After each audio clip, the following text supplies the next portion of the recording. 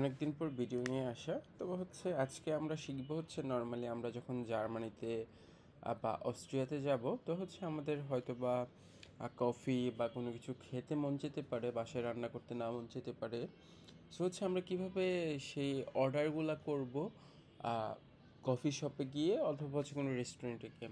প্রথমে আমরা বেসিক গ্রিটিংসগুলো দিব। আমরা নর্মালি ইংলিশে বলি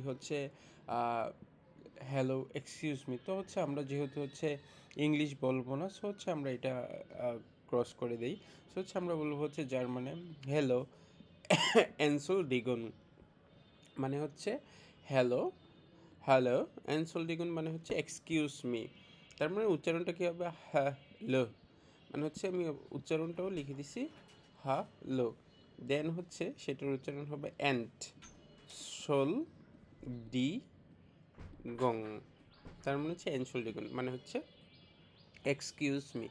এরপরে আসে গুড মর্নিং। তো আমরা তো গুড মর্নিং বা গুড আবেন্ট বা গুড ইভিনিং বা গুড নুন এগুলো বলবো না। আমরা বলবো জার্মানে যেহেতু গুটেন মর্গেন, যদি মর্নিং হয় আমরা গুটেন মর্গেন। সাপোজ আমি সকালের নাস্তা করতে গেলাম, তার মানে বলবো গুটেন মর্গেন। সাপোজ আমরা তিনজন ফ্রেন্ড মিলে গেলাম, তাহলে আমরা কীভাবে বলবো? তো আমরা ফার্স্টে বলবো এ টেবিল ফর 3 পিপল প্লিজ। আমাদেরকে 3জন পিপলের জন্য একটা টেবিল দেন। তো এটা যেহেতু বলবো না, আমরা কি বলবো? আমরা বলবো আইন টিশ। এটার উচ্চারণ হবে আইন টিশ। আইন টিশ, টিশ মানে টেবিল। আইন টিশ ফোর, মানে ফর। ফর এখানে আমরা যখন ফর বলছি, এখানে বলতে হবে ফোর। আইনটিশ ফোর। আমার সাপোজ আমি কয়জন? তিনজন বলছি। তিনজন মানে কি? আমরা নাম্বারে শিখছি 3 মানে ড্রাই। তার মানে 3 মানে ড্রাই। তার মানে ড্রাই ফোর ড্রাই পার জোনেন।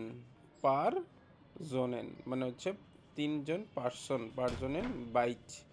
বাইট মানে প্লিজ। ওকে ডান এটা। দেন দেন আমরা বলি সাপোজ আমি একটা কফি খাবো, তো would you like a coffee? I would like a coffee. আমাকে একটা কফি দিবেন? এখানে বলতে হবে ইট ইস, মানে ইস। একটা থাকা ইস হাটে। হা হ্যাঁ ঠে হ্যাটে গান, মানে লাইক গান। আইনে আইনে কাফি। আইনেন কাফি।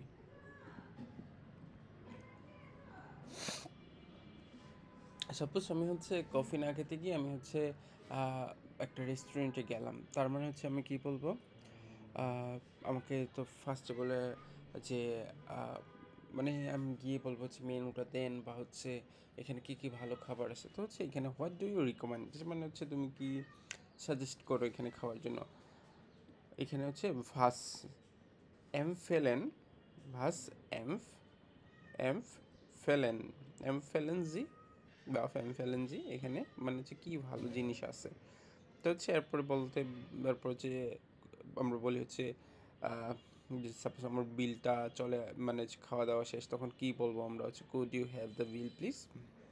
কণ্ঠে কণ্ঠে মানে কণ্ঠে ইস বাইচে। ইস বাইচে ডি রেকনুগেন।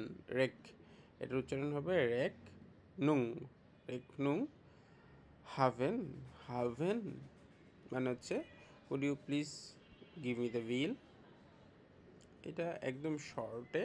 তো আমরা একটা ডিটেলসে নেক্সট ক্লাসে আরও পড়বো, যে সাপোজ আপনি একটা রেস্টুরেন্টে জব করতেছেন বা রেস্টুরেন্টে জব করবেন, সো কীভাবে সেখানে আপনি একটা কাস্টমারের সাথে কথা বলবেন। সো এইসব ভিডিও চ্যানেলে প্লিজ সাপোর্ট করবেন। ধন্যবাদ।